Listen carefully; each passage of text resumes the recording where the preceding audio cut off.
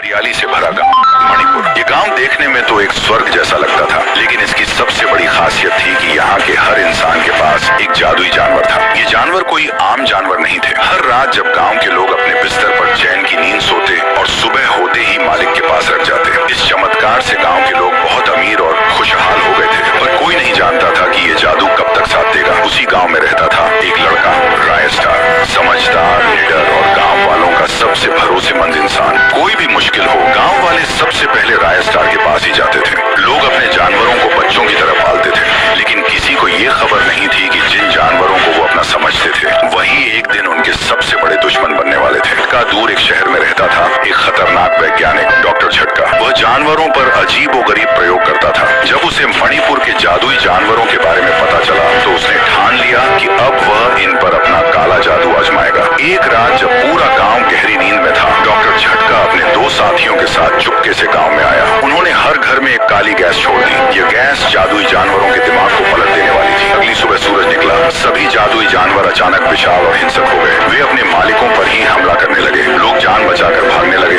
गांव अब डॉक्टर झटका और उसके दुष्ट जानवरों के कब्जे में था। गांव वाले रोते बिलखते हुए रायस्टार के पास पहुंचे। वो मंजर देखकर रायस्टार का दिल भर आया। उसने फैसला लिया कि अब वह अपने गांव को बचाएगा। रायस्टार पहुंचा बाबा तेलू के पास, जो एक ज्ञानी साधु थे। बाबा ने बताया कि एक जगह है पंचेपुरम, वहाँ रहने वाले पक्षियों में दिव्य शक्तियाँ होती हैं। अगर तुम उनमें से एक को वश में कर लो, तो वही जानवरों के जादू को खत्म कर सकता है। रायस्टार पंचेपुरम पहुंचा। वहाँ उसे एक तेज, शक्तिशाली और विशाल पंखों वाला पक्षी मिला। उसने उस पर वशीकरण मंत्र का प्रयोग किया और पक्षी उसकी बात मान गया। रायस्टार ने उसका नाम रखा तूफान। वह रायस्टार को अपनी पीठ पर बैठाकर आसमान से उड़ता हुआ मणिपुर पहुंचा।